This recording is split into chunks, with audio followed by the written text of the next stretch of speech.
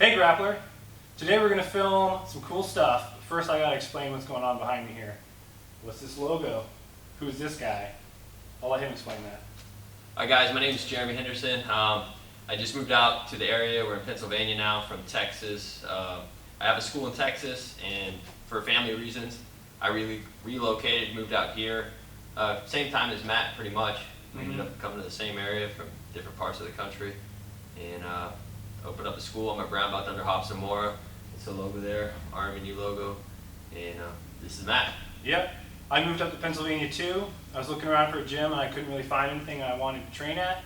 Then one of my friends in Tampa, where Hobson is, says, we've got a guy up in Allentown. I'm like, no you don't. I've been looking around there for months. Because you came up here before I did actually to look. Yeah, I visited here a couple times trying to find a gym. He's like, well, I was wrong. There's a guy who's going to be there. And so by chance, Jeremy was moving up from Texas, like 2 weeks before I was moving up from Florida. So you had how many days did you have the gym open before I showed up? Like a week? If that, 3 or 4 days maybe. And then I showed up and been training here ever since. Really lucky to find the place. Jeremy's got this camera here we're using. He's nice enough to let us use the space. So with that, we're going to get into the techniques. And then, all right. Today what I want to go over is a strategy that people forget exists in Jiu-Jitsu. How do they really forget it exists? The internet people forget it exists. Which is when you're playing guard, you don't have to just do submissions or sweeps or take the back. Those are the traditional perspectives on that. You can always just stand up too. And when you add in that dimension where you could always just stand back up again, it's good because it gives you more threats where if the person's sitting there, I'm going to pass your guard and I just have to pay attention to the floor in front of me, and you're just going to spin around here, and maybe you're going to poke at me with your legs, you play spider guard, and everything's down like this. Once you start getting up, I have to deal with a big problem now because there's a big difference between, oh, I'm a little bit worried about sweeps, and then you're like standing up over top of me, you're standing up backing away. If you're a wrestler, you're standing up and shooting on me now. So it adds a new threat to your guard, and it's good for MMA, it's good for self-defense, and it's just fun to do because people don't expect it. It's not like you cheated. Hey, you're supposed to play guard. You can't just stand up. Yeah, I can. So we were doing that yesterday. We were playing. Yeah, we were. Butterfly guard. Yeah, we were playing butterfly guard. We're going to go over that. He'd almost pass, and I just stand up. He's like, "Wait, you can do that? Yeah, you can do that." So here's the first one. Close guard. Yeah, close guard. This is good when I have somebody in my guard and I can't break their posture. So he's got his arms on my chest, he's got his head up tall, his back is strong. I'm trying to pull him down here, and I can't even sit up. He's got this pinning my chest down. Instead of trying to pull the person down to me, I'm going to sit up, try to get up on my elbow in my hand, put my arm across the neck, grab on the shoulder.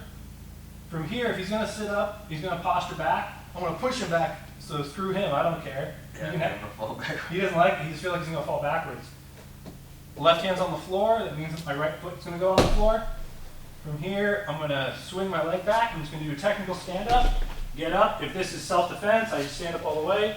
If this is jiu-jitsu, I probably don't got to do that. I'll get here, snap him down. I can start trying to do guillotines or spin to his back or whatever I'm going to do. Let's do that again from this side. So this is real good if you have somebody who's big and heavy. Because when you go to stand, if they have a lot of bulk in their upper body, they can be slow to stand up with you. So we're here, got this big guy. Oh, look at this fatso. I can't break his posture. Sit up, push him back, stand up, and do it fast. So things to consider, yeah. If I'm worried about standing up so I can punch him and defend punches, it'll affect which arm I'm going to put up and down. I've been doing the right arm and the left hand like this because for jiu-jitsu purposes, this is the arm I'm going to try to choke him with. So I can have this across his neck. I can even do this in the gi with my hand in his collar so that when I stand up, I'm already snapping him down for my loop chokes and my collar chokes. But if I stand up like that and I'm not a southpaw, I've got to switch my stance. So if this is MMA, or self-defense, and I want to be totally prepared for standing up the right way, I'm going to do it the other way around so that when I'm here and I stand up, I've got my right hand back, my left hand forward, so that I have my jab and my right. So I don't really do that. I don't do MMA. Don't worry about self-defense too much. So right hand across is good for me because then I can always snap down for chokes.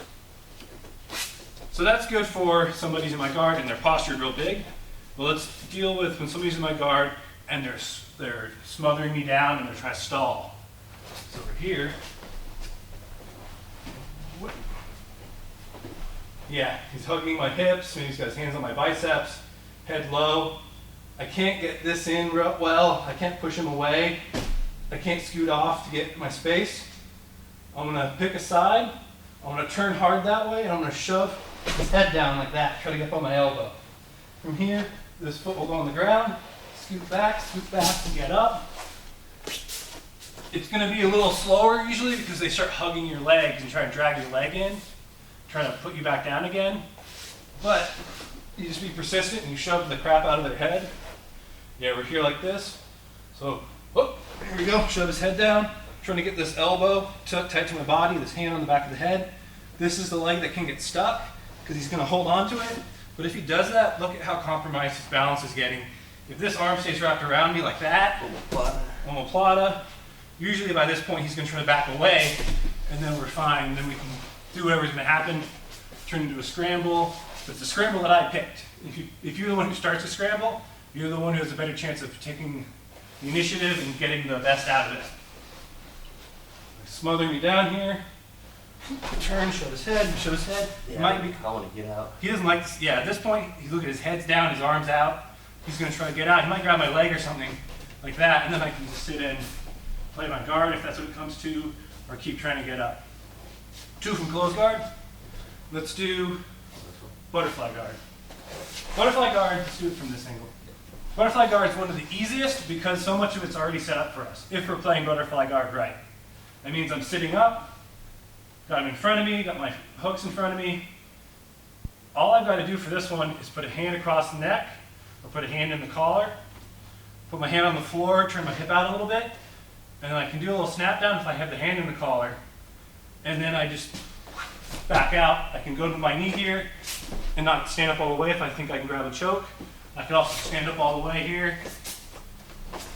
This is good if you're playing collar and sleeve butterfly guard. You might have somebody jump around your guard this way and you're losing your hooks. So you just back out and do like a collar drag snap down as you stand up. This is what we were talking about. I'll give him a pain where I was here like this, the underhook, and he would start trying to pass and I'd snap his head down into a guillotine and back out like that. So I got this chin strap grip. Yeah, they get past your legs, which is what they're supposed to do, but then with your legs free, you back out and stand, and then you can sit back to guard. Fighting for your guard from the butt. Yeah, and I'll sit here trying to make my legs follow him. Like my legs are over here, he's over there. Back out, get up, stand up. So, butterfly guard. This is the closest to just you're doing your technical stand up. Here's a good detail though. On all these, I gotta be careful that as I stand up, he might grab this leg for the single leg. Whatever, yeah, when I get up like this, you see how he grabs this? And then he can run me down with that and try to stand. So for close guard or butterfly or any of these guards, I do an extra little hop so that I go, and this leg's too far away. So he tries to run at this leg here. I'm already sprawled. Get a Marcelo guillotine going on. So that's, yeah, look at that real quick from close guard too. Because especially with close guard, your leg's so close to them. When you get up, if I just keep my foot down here and stand, he's already got my leg here and I don't have to fight to get out of that. So when I stand, pop, back like that, and then I can drive in. Yeah, there we go. So one more from butterfly guard. This is going to be when the person's got you squashed down. So over here, I don't have the good butterfly guard. He's got me flat on my back, my hooks are squished, he's pinning me down. He might try to pass from here or he could just try to stall. What I like to do for this one is I take my arm and I put it in the space right between his head and my chest. And I make a frame, like an old school self-defense frame. You're defending a headlock. It's not enough just to put that there. I'm gonna go pop and bump my hips, and then in that little bump, I'm gonna throw my hands deep, shove them through. Now, feet stretch up and away. Whoop, sit up, pushing back. Here we are in this position. I can back away, or I can play my butterfly guard, whatever I'm gonna do from here. So I'm flattened out. I could also try to do the head push one, but with my feet crushed in here, it can be a little hard to get away because I can't put my feet on the floor for my technical stand-up. So get back. So instead of trying to push his head away on this one, frame, he can't get it in, bump. When I push him away, get close again, I don't just stretch my feet away, and I don't just push my feet straight up. If I just push my feet away, it doesn't move him very far, and just keep following me a little bit. He doesn't have to move very far to stay with me. I'm just trying to scoot across the ground, and it's not what's gonna work. Let's go back a little bit. If I try to just lift, there's not a lot of strength. Yeah, this is me trying to lift. Yeah! I can't get him any distance on that one. But when you add in all the elements, I'm pushing up and away with my arms, I'm pushing up and away with my legs, I'm sitting up here. Look at that. He's lighter than me, so he's going to move back. If I'm lighter than him, I might move back, and if we're about the same, we both move a little bit. But the idea is that you're not trying to lift them and throw them away. It's you have this whole motion of all your limbs in your bodies getting up, and at the same time separating you from them. And you can stand up from there or engage from there, whatever you're going to do. And let's see, one other idea on this. Because all we're really doing is taking the technical stand-up and we're applying it to any guard we do. So, yeah, half guard. I can be in half guard. The best for this for me would be knee shield half guard because there's already so much space and you get to put your hand across the neck pretty easily. So we can, yeah, if we're in half guard and they've got you cross-faced and underhooked, then you're not going to do this technique. You've got to get yourself a little bit better positioning, your arms got to be safer. So from here, if I'm in half guard and I can get this arm across and driving into me, I'm fighting with this knee shield, try to get to this elbow. Now all I gotta do is get this foot out without letting him jump past my guard. Because right here, when he try to jump now, that's where I'm out. Wow. Out front, back in. Yeah, so you can play with this idea of going up and back in again.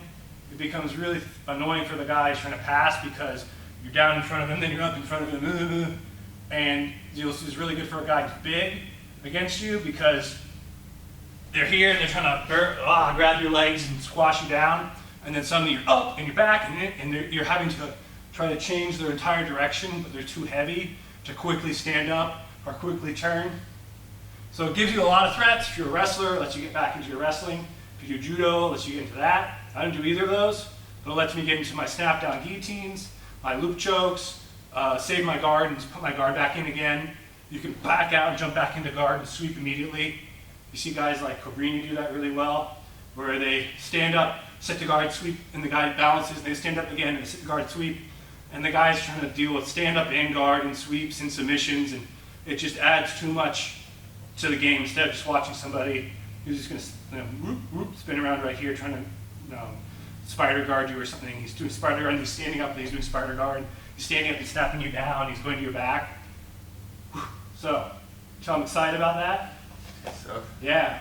We filmed this like 3 times where a camera wouldn't let us get this on the internet. Hopefully it'll work this time. Yeah. Anything you want to end on? No, it's good stuff. Like, we've been rolling a little bit and it's been giving me a lot of problems. I mean, it's legit. It's legit. So where can they go to find you, Jeremy? www.zombiebjjpa.com. There we go. So come train with us if you're in Allentown, Pennsylvania, or anywhere around there. Allentown, Easton, Bethlehem. Get all those keywords in there. Everything. Whitehall. Lehigh Valley. Lehigh Valley. All right. Thanks for watching. Oh, we got to film you telling the story of the. It's gonna be like, stop filming.